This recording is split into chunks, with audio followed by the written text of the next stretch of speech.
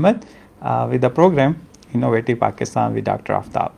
And today we are going to discuss a very important topic, and that topic is science education in Pakistan, youth perspective. So we wanted to know what you think about science education in Pakistan. This is the era which is called the era of science and technology.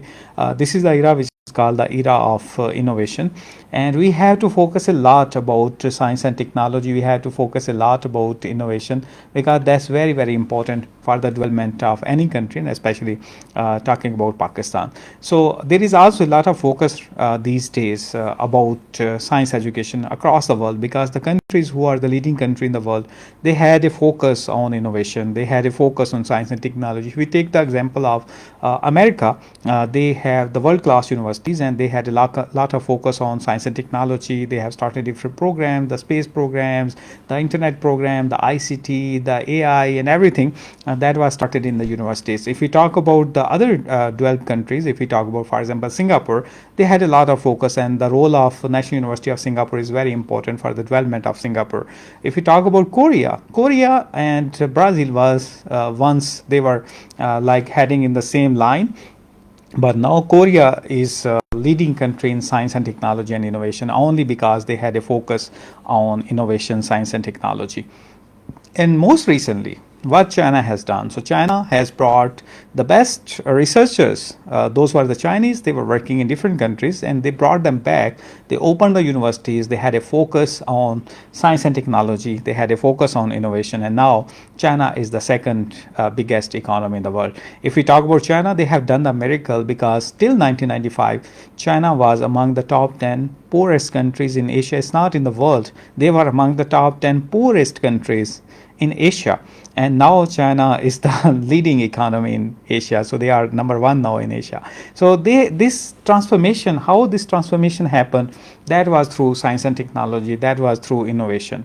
And now we are going to discuss what's the scenario in Pakistan, what are the challenges in Pakistan, what are different opportunities in Pakistan. So to discuss these things, we have with us Ms. Izat Afridi. She has done a degree in biotechnology from University of Peshawar, and we have Dr. Kubra Mehmood, which is based at NSTP in National University of Science and Technology. Both are scientists, both are young scientists. So we have them in the studio of Planet FM 87.6 to discuss actually what is the current scenario of science education in Pakistan, and what is their perspective on this. So first of all, we welcome Ms. Izat Afridi and Dr. Kubra Mehmood for joining us in FM 87.6. And now let's begin the discussion with Ms. Izat Afridi. Ms. Izat, can you please tell us briefly about your educational journey, from where you have started your matriculation, even you can start with your primary education and then your FSc and graduation. Thank you so much for having me here. Basically, I started my education from the city school Peshawar, which gave me a very strong base and provided me with lots of opportunities, boosting my confidence. After that, being a military brat, I was admitted in Army Public School.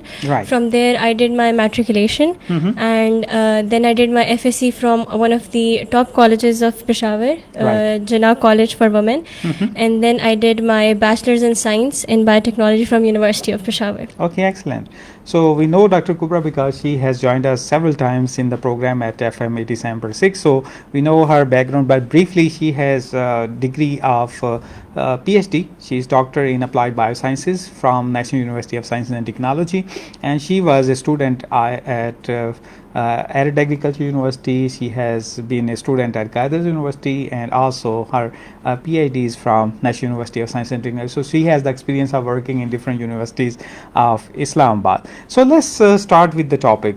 So what do you think, Dr. Kubra? What is like comparing to the other countries? You have been to different countries as well. So like if you compare the science education in those countries and also in Pakistan, so what do you think? What are the challenges in Pakistan? Okay, thank you very much, Dr. Aftab, for inviting me again to discuss this important topic. Actually, this is the need of the time that youth should come in the field of science. One of the challenges that we are facing is the outflux of the trained researcher from Pakistan to the different country. Right. Actually, there should be any policy or any strategy that we should bring those brilliant mind again in Pakistan, and they should start working in this like our universities and research institute. Besides that, the other challenge that I am looking that differentiate the Pakistan from the different universities and the research institutes of the in the world is the lack of industry and the academia linkages. Right. Because what we are doing in research is not connected with any industry.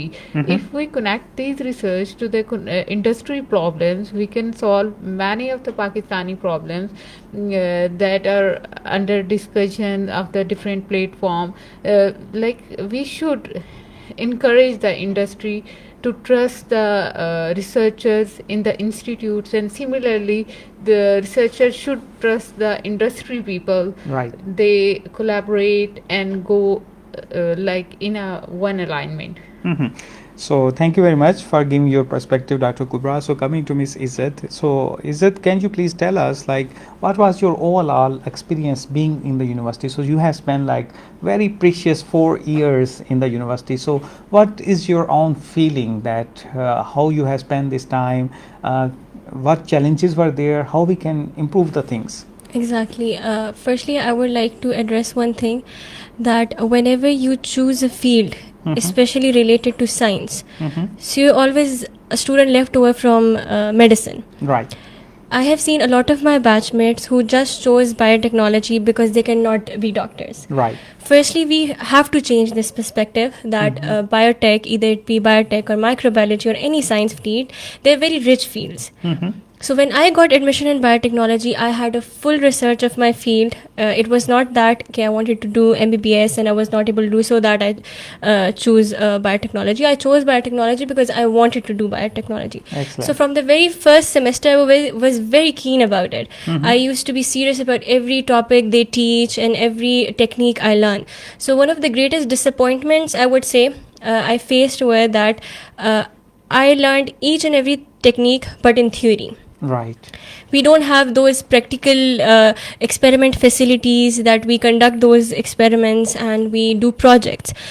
Similarly, when I was doing my final year project, so majority of my supervisors, which I got from the university, they were bound to save time and say that, why don't you write a review article? Just leave a research. Because of time shortage and I would say inadequate facilities, they go for review papers, or they are just into it how can we save time, or they think it as a burden to just supervise a student and just finish over their project. So it was a huge disappointment for me because I was very much interested in biotechnology and I wanted to do something. My only motivation the whole 4 years were that at least I'll do a final year project and that will be really interesting, and it will be a great opportunity for me to put in my thoughts and ideas and do a little bit contribution to science. So firstly, I would like to say that we have to take these fields very seriously. It's not that we do bachelors in them or they're just BS subjects, so we just take them lightly. Right. They're very important subjects and they can contribute a lot in your economy, in your overall well-being of your country. So we should take it seriously, learn about it, gain some knowledge about it, so that we have a full understanding of it. And we should come out of those classical thinkings that only doctors and engineers, they are successful people and they just can only contribute to humanity. Whereas I feel like science is the biggest contributor to humanity. True. In my 4 years, I studied one thing, that now world has changed a lot. Classically, when we used to think about biology, it was just about discoveries, discovering the already present organelles in your body or already present systems in human body, that be animals or anything else. But nowadays, biology or synthetic biology more particularly is all about innovation. It is a great opportunity for you not only to discover things, but to invent something, to make manipulations in it and create something new. So this is a very huge opportunity, and we should address it, because in any field, the biotech or science is a subject that is, I would say, interdisciplinary. It is Right. connected to any field of life. So we should be we should like have more information about it. We should be considerate about it, and not just do it for the sake of a subject or a degree. Like, and I would request all the universities especially that don't give degrees to your student, give them knowledge, Right. give them ideas, and give them opportunities, so that they, because these are all the young minds. If you just, they just need a little push start and they can do wonders. Right. So excellent. I think this is very important discussion, and is you have rightly highlighted that it's very important. And one of the things that we even discussed before as well is lack of practical knowledge in Pakistan. So it's very important. I can also share one story, and that's very interesting, because one of my colleague, now he's a colleague, and he was a student in University of the Punjab, and he was a bright person and a bright young researcher. But at that time, he was considered he's not that bright, so he actually couldn't get, because in Punjab University at that time, we only give research to those students who are like top scorers, and those who are not the top scorers, they do the final year project, and that could be a review article or something, like you have to do some like survey and you have to compile those results. They couldn't do the research, and he was one of the students who actually couldn't do the research in Pakistan, but luckily he got the admission in Germany, and that was on scholarship. And he was such an excellent researcher that he performed very well in research. In Pakistan he couldn't do research, in Germany he could do research, and on that research he actually got the admission in ETH in Zurich in Switzerland, and that is top ranked university in Switzerland. And during his PhD work, he could actually publish in Nature, that is one of the most prestigious journal in scientific world. So he could publish in Nature, and he has multiple publications in Nature. He worked on very latest like techniques, and they could establish very good techniques, and he got the offer from many universities across the world. And before even like he submitted the thesis, he got so many offers, but his university wanted him to continue as a postdoc in the same university. So he did his postdoc from the same university, and then he even got more offers. And nowadays he is working in Broad Institute, that's a joint institute between Harvard and MIT. So that is one of very prestigious institute in the world. So like talking about the researchers, and just like the motivation you have like talked, that one of the things that we are lacking in Pakistan is the practical knowledge, and that's also like one of the things even I highlighted before, that one of the, like when I was a graduate student back in the start of 2000 and 2001, at that time cloning was a buzzword, and because Dolly was created I think in 1998, and then it was a buzz. And cloning is like one of the things we even like used to talk about cloning, and we know the process theoretically. But in American universities, even like the high school students and even the college students, they were doing the cloning like kind of experiments. So you can imagine the difference, and this is the difference even I have felt, because I was working in Punjab University. I was a PhD student at that time, and then I moved to US back in 2008. So there was a huge difference in research, because in Pakistan the kind of MPhil project at that time that we used to do in our country, we used to do equivalent work in US in just 1 week. So in Pakistan we used to do that work in almost a year, and there we used to do in a week. So this is the huge difference, and difference is due to actually the practical things, and we should highlight more. Dr. Kubra, you have talked about one of the most important thing in Pakistan, and that is actually very much lacking in Pakistan. This is what I experienced in United States, because in US the R&D budget, equivalent R&D budget, even more than half of the R&D budgets come from the industry, and in Pakistan is even not 1% of the budget which is like coming to our institute, that's coming from the industry. So what do you think to promotion of actually research in Pakistan and actual projects in Pakistan? It's very important that we should have like a strong collaboration between academia and industry, and you have rightly pointed that this is one of the things which is very much lacking in Pakistan. So what do you think, what steps we should take now that we can actually bridge this gap, how we can bring them closer, because I have seen like you've been part of so many meetings Yeah. on academia industry linkage, but the things are not happening the pace it should happen. So what do you think, what is your perspective on that? Okay, as I have mentioned that there is a lack of confidence and the trust between the industry and the researcher. I think we should accommodate the different industry in the university campuses, so they Right. closely see how researchers are working, because we have, as Izat said, that we have a lot of potential, and it's just if we get the good projects, all the students who are very energetic and want to do the different research projects, they are willing to do like very with a heart, and like they do with a hard work. So I think we should bring the industry in the university campuses, so they can see the different projects that are running, and they can invest their money to the research projects that university is doing, and university people can also solve the different industry problem. So this is the, I think this is the point that they should be taken. So I think this is really very important, that our research institute and researcher are connected. They are not just came for to the university for their payments and their salaries. I think they should solve the different industry problems. Right. Yeah. So this is very important, and the take is like if we have the opportunity, if we give the opportunity, just like in so many even developing countries, I have seen in Turkey, in Iran, in Malaysia, these are our neighboring countries, and they have the laboratories from the industries within the university, and they are like the students, they are working, they are doing the R&D projects for the industry within the university, and Yeah. I think that could be an ideal environment. Like if we talk about the STEM education, the science, technology, engineering, and mathematics, it's very important that we should like encourage the students that they should join the STEM programs. And you have the opportunity of working in one of the best school and then one of the best college in Peshawar. So what do you think?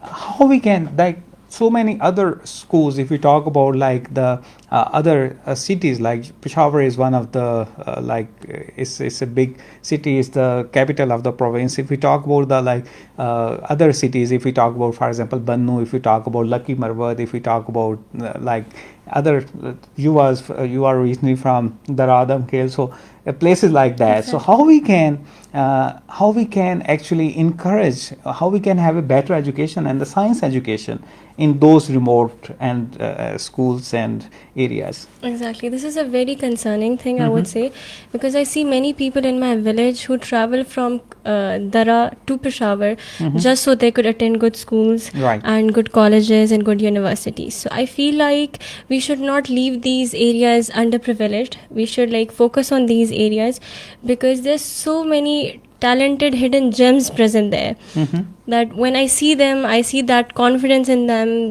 those thinking and the way they tackle the situation. It clearly shows that they have those problem solving abilities, and for Right. science you need those minds. So we should focus on such areas and such children, because they can contribute greatly, especially in the field of science. Right. So I would also like to address one other thing, which I would say is a problem, that we do not have proper career counseling. Students, when they just do their FSC or their A levels, they don't know doesn't know what they want to do or what they really are capable of. They just go towards those classical paths which have already been generated by the older people. So I would like to say that we should engage the students in such activities, especially when you talked about that STEM education, from very basic levels. Right. And I can see that difference. I myself did my pre-nursery and Montessori classes from the city school. And when I went to Army Public School, which is also a very brilliant school, but I saw that difference in those children, the confidence, the thinking, and those capabilities. So such schools which provide such education, and I have also been a part of that, I can clearly see the difference between the children. So I would say that we should focus on these children from the very primary stage of their education, because that would actually creates your intelligence and your thinking. So we should provide those opportunities for the little children, not say and say, oh, it's just playgroup. Or I often hear this thing when I see my nephews and nieces, and their parents are being very strict for their studies. So I often hear elders saying that they are not doing PhD. This is just playgroup. Just leave them and enjoy. So I would say no. This is very basic time for them to have different experiences, have practical education, problem solving skills, and such abilities, because these abilities develop at that particular stage of your life. And secondly, talking about areas like Banu and different areas of KP, so they're very people are nowadays very serious about education. Right. And they're very intelligent. I've seen many people from areas, especially Karakat, these areas, who have been on very prestigious posts in different institutes of Pakistan. Right. All they need is a little bit of guidance and little bit of support. Right. And they're lacking that. Excellent. So it's really good perspective given by. So now coming back to Dr. Kubra. So one of the thing I remember about the science education. So I met with Bruce Albert. So Bruce Albert is the actually you might have seen his books, Molecular Biology of the Cell. So it was written by Bruce Albert. So Bruce Albert is a famous American scientist. He was actually the president of National Academy of Sciences for the US for the 2 terms, and he was also advisor to Barack Obama. He was the president of US at that time. So I had the opportunity to meet him a couple of times, and we had a very good discussion about the science education, because he was actually a person who was very much advocate of science education. And he actually mentioned that one of the role of National Academy of Sciences is to make a policy that we can have more youngsters as a scientist in our country, and we have to take the measures like how we can bring more youngsters towards science, just like the challenge we are facing right now, because there are so many other ways of earning the things, especially in Pakistan. People are going towards TikTok and YouTube videos, and so many other things are there, and they are not very much concerned about the science education. They must have more concern, and we have to this is a real challenge for Pakistan, that we have to bring those people and a young mind which are influenced by those influencers. Rather they are the bright minds, but they should go towards science. Instead they are going to other areas. So Dr. Kubra, what is your perspective that how just like I mentioned that they have the policy in United States, and they use all the means, he mentioned to me that we have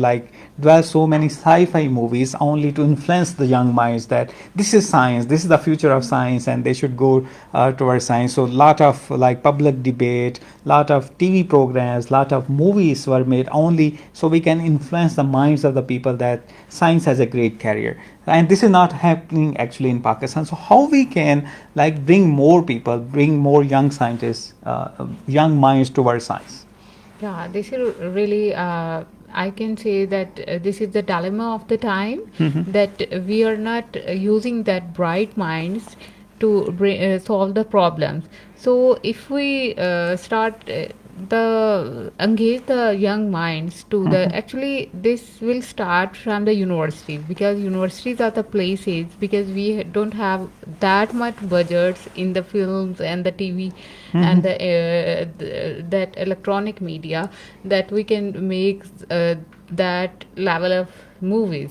So what we can do, that we can train our young mind from college and the universities, because most of the research, about 80 to 90% of the research is going in the universities. So this is the best time, and even the BS is the best time that students have a motivation, they want to do the different tasks. This is the best time that we can train them and tell them what is the future of the your degree, Right. and what else you can do. And even you can actually, what we have in our mind from our when we start getting the education, we only think that we will get a good employment and good job. Actually, Right. we have to change this scenario because there is no this is a huge population in the Pakistan, and not everyone will get the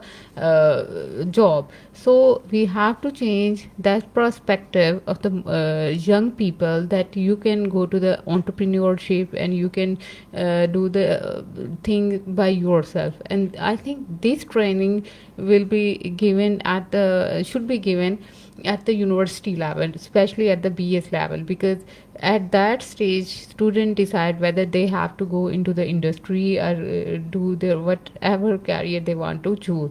If they want to like study more, they have to decide at that time that no, I'm not going for the job and any career, I have to go for the studies, further studies, Okay. or I want to go for the career building. Okay, I think this is a very important point, and this is, I think, I can take to Miss Izzat. Like she's a recent graduate from the university. So, what do you think? Like, what the youngsters? You have like lot of colleagues and lot of fellows who are studying with you. So, one of the things that Dr. Kubra just highlighted, that we should give them like career opportunity, that either they can have like a government job or a private job, or they can go towards the entrepreneurship. One of the thing that in the start of our discussion we have discussed, that all those countries who actually made the difference, they had a lot of focus on innovation and entrepreneurship. That is very much lacking in Pakistan. So what do you think, like what is in the brain of our youngsters, our graduate students, what they wanted to do, and how we can change that, how we can bring them more towards like science? Another thing that I also wanted to have from you, like the recent another challenge for Pakistan, and I wanted to have both of you perspective on that, that we have seen in this is not the scenario in KP, but in most of the Punjab universities, that they have a huge challenge of not having the students in pure sciences, like if we talk about zoology, botany, and if we talk about the physics or chemistry. So there is around 30% reduction in the number of students who are going towards these basics science actually programs. So how we can like pull more students in these programs? This is one of the things that I actually wanted to have both of you perspective. This is something of very significant importance, and we should address that. The main thing I see is that whenever you take admission or choose a career for yourself, the only thing that comes in the mind of students and youngsters especially is scope. That I am choosing this subject, does it have any scope? And Right. especially in Pakistan. So for that, I would just like to say that I would like to repeat what a very great professor of mine said, that scope is not created by some aliens. You are the people who will create the scope. Right. So I would just say that we need to give opportunities to those students and give them good career opportunities, so Right. that more people are driven towards these subjects. Unemployment is a very main issue in Pakistan, and as a fresh graduate applying everywhere I could, I see this thing that people want experience from a fresh graduate. Right. Wherever I apply, they would say that yes, we accept BS applicants, but we would prefer those with MS, really- or we would prefer those with this much years of experience. Right. So here I think about one thing is that this experience should be provided in those 4 years I invested in my university. We should give opportunities to students in those 4 years, so they have those experiences which the industries, which the different corporations are demanding from them. Because you cannot demand experience from a fresh graduate with zero opportunities in his 4-year bachelor life. Right. And secondly, I would like to say that we are so much concerned about employment and jobs that we think that if you are surviving in Pakistan, you can only survive if you have a very good job and a monthly salary. It's not like that. We need business minds. In Pakistan, we do not have those business minds. We say that we need a job so that we have monthly salaries and our lives are just going with the flow. So I feel like we should make this thing clear to people through different platforms, that you should have those business minds, be innovative, think about something, work on it. It will not only contribute to your country and science, but it will also give you financial benefit. Right. Mostly people do not go towards these pure sciences because the only thing that comes in their mind is that we will just do these subjects and all we can do is teaching, or we can only go towards lectureship. We should create opportunities. We should let them know that no, you can you can do startups, you can be good entrepreneurs that can not only benefit your community, your country, but also benefit you financially and support you you financially. So I feel like we need those business minds. We should just come out of those old thinkings and those things that we need a already selected path, because I see that usually people opt for those subjects which has a very clear path for them, that I will graduate, then I'll do my house job, then I'll give my part 1 and part 2, and then I'll be a very successful doctor. Right. So they only choose those parts which are predetermined for them. So we need to encourage them. We should discuss this thing, that it's not about the jobs, it's not about anything else. You can create your own job. Right. You can create your own living. All you need is a scientific mind. I would not even say a scientific mind. You need a mind that observes and think about things. So you can because there are so many problems undergoing in this world which we need to address. If we pick only one of those problems and start working on them, we can do wonders. Definitely. And people, especially government, everybody is eager to have those solutions. Right. You just need to provide them with that. And it is a great opportunity not only for your country, not only for your society, but also for you as well. Right. So excellent take from Ms. Izat, that she has emphasized that we should create our own scope for the project, for the subject they are doing, and also we have we should do whatever best we can do, and everybody need those solutions, and everybody will be after you, and you could do wonders, and that's really a good message from Ms. Izat. So Dr. Kubra, what do you think that how we can bring more people towards the basic science subjects? Actually, when we talk about the basic science, we think that if we take the degree from the basic science, we don't have any career, we don't get any job except the teaching, which we think which is the very low salary job and not very respectful. I think teaching is a very respectful job. Right. Okay. Besides that, people used to go, and now they start going for any skill diplomas, because they think whenever we have the skill, we get any job in a private sector or in any of the any organization. That's why they are not indulged into the basic sciences.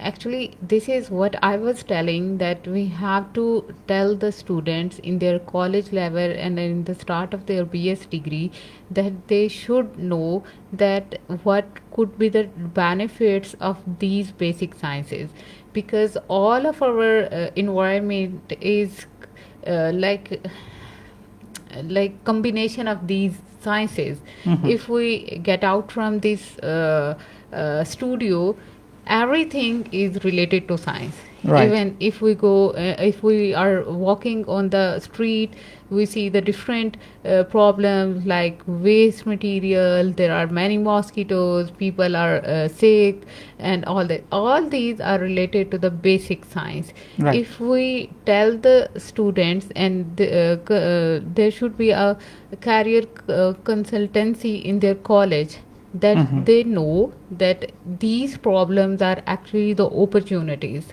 and we have to grab these opportunity, and we have to brighten up our future with these opportunity. This is what lacking, that we don't still when students are taking admission in the BS, they are so confused, because we are going to spend the 4 year of our life, and what we will gain, whether after the 4 year we will get any job. I think we have to change this concept of getting the job, and we should encourage them that you can do by yourself.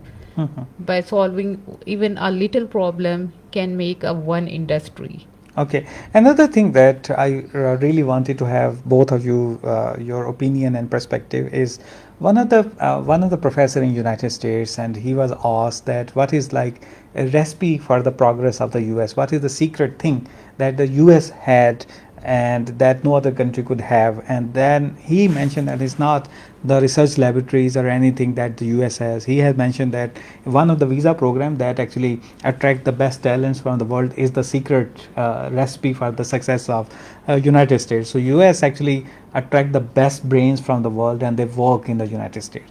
What China has done, I have just mentioned in the very start, that they brought the best minds from the world and they started working in China.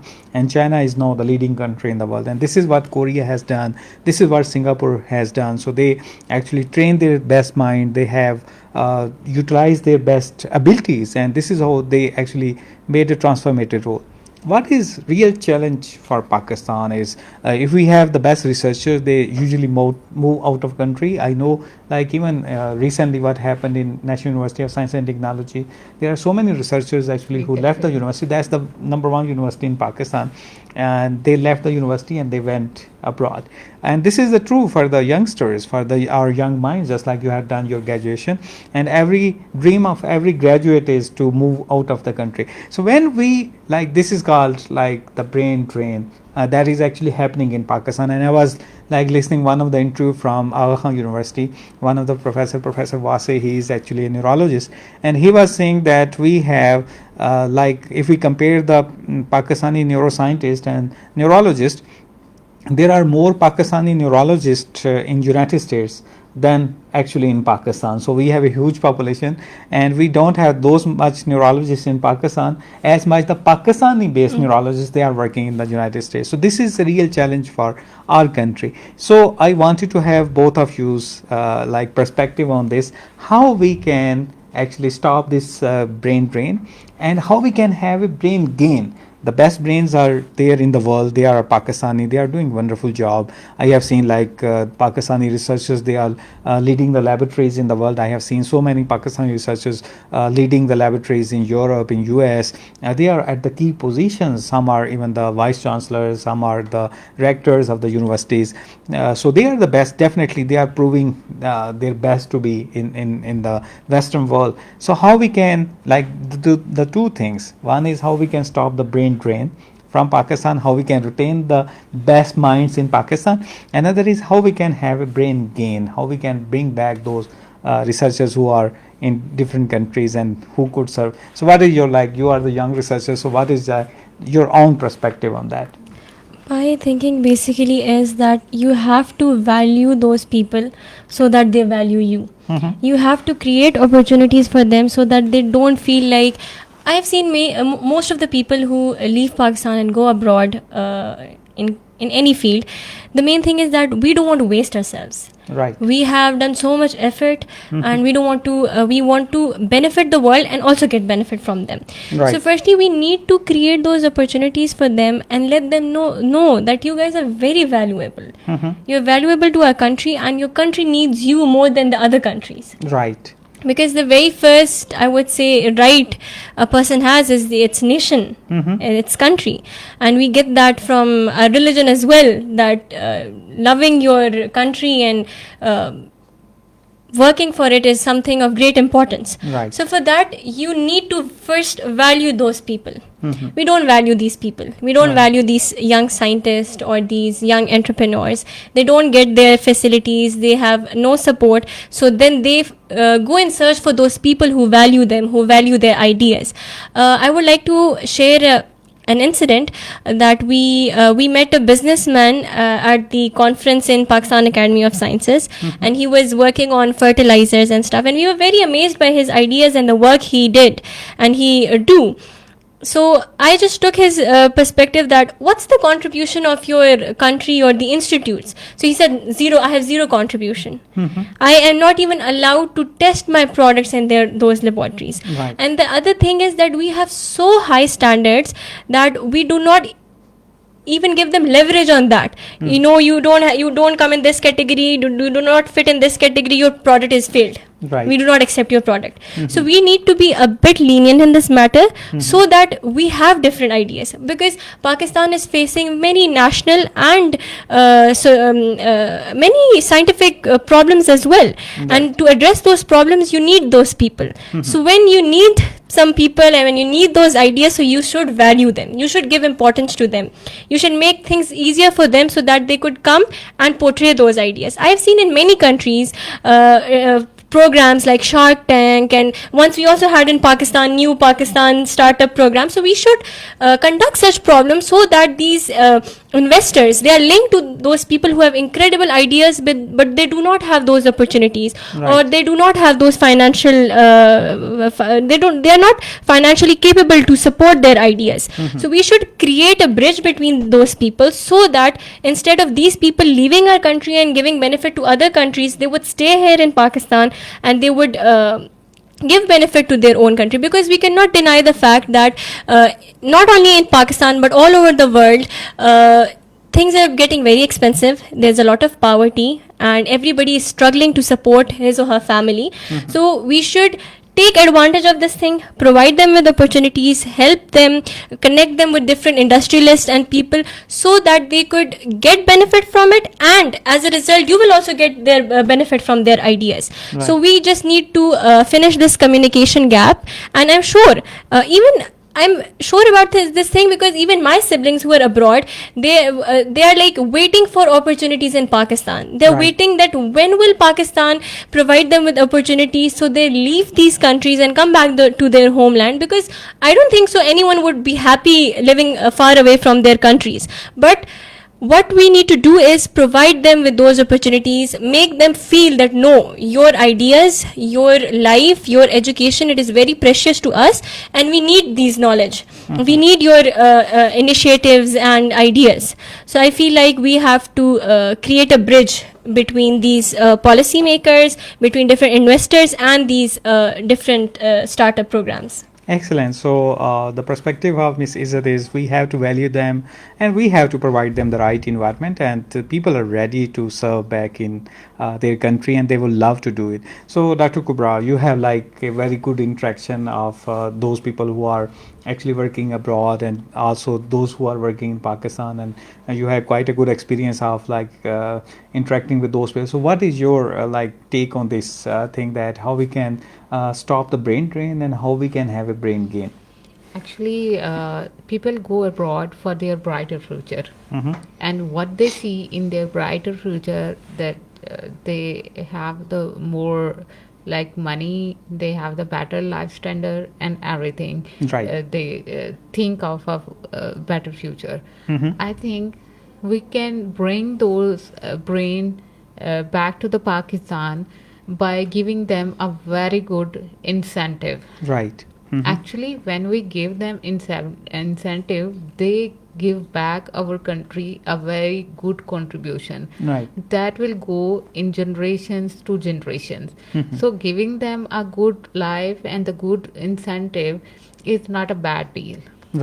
Yeah, and we can also stop the brain drain with a similar strategy, that those bright minds, we can give them a good incentives and whatever they want to get a better life and a better future, because they know that they have a brilliant talent which will be valued in any other country. If we give them that incentive and that value, they will definitely don't go and don't leave their families behind them, and they will work here. Excellent. So another terminology which is being used and is quite famous all over the world is called brain circulation. So this is time we have to focus on brain circulation. So what brain circulation is, we have to send the people abroad. They can go like in any country. They can go in Europe, they can go US, they can go to China, Japan, Korea, Singapore, whatever country they would like to go, they can go there. But they can gain the experience there. They can see their culture, how is like working culture there, what kind of incentives are there, how the researchers are working in those countries, and then they should bring all that experiences back to the country and improve the situation in Pakistan. So I think another very good point could be the brain circulation. So we should send, I have seen all those researchers during their PhD who could do the experiments in like the developed world, they are even performing much better. And those people who have like any foreign experience, their overall attitude and behavior also change a lot. So I think this is I think a good idea. We should provide them opportunities so they can like move around the world. They can go to like Middle East and see the progress they have done, and how we can also do the similar. So the Pakistani actually have done a lot of work there, and how they can also do the things for, I have seen like I've been to so many countries, I met with so many researchers. They are eager, just like Miss Afridi mentioned that her siblings, they want to like come back and contribute here. But I have seen all the researchers who are in like 12 world, they are working there, they are very much eager that they also want to contribute here in Pakistan, only if we, just like Dr. Kubra mentioned, that we have to provide them the right incentives. So actually we are almost close to 2 now, so we have to wrap up the discussion. Excellent discussion was done so far by Miss Izat and Dr. Kubra. So I just wanted to have your message at the end. So we are discussing the science education in Pakistan, is the youth perspective. So keeping in mind that it's the youth perspective, it's yours perspective, that how we can have a better science education in Pakistan. So what message you would like to give to our viewers as well as to our audience? The only message I would like to give to the young people is that don't select subjects just for the sake of degrees. That I have a BS degree or I have a MS degree. Have full research on it. Engage with different people. The internet is open to all. Search about your field and be very particular about what you choose, because that will truly define your career. Right. And for the graduates, I would like to say that don't be keen about jobs or anything else. I know it's a very huge issue in Pakistan, but you should rely on your mind and have faith on it and give your ideas a chance, because no pain, no gain. And for all the people sitting in institutes and different organizations, I would request them to finish this communication gap between the young people and the older generation, or the very I would say that people on these higher posts, that they should engage with such students, go and find them and search for those students who could do wonders for them and give opportunities for them. So that's all I have to say. Excellent. So Dr. Kubra, what is your message for our listeners? Yeah, actually I have a message for the universities and the young people also.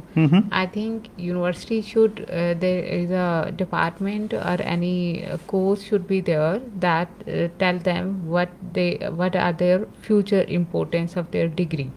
They should know, because after the degree they just go and search for the job. Right. And for youngsters, that this is your time. I think what we can't do in our time, you can do it. Right. Because we have the more technology, AI and everything.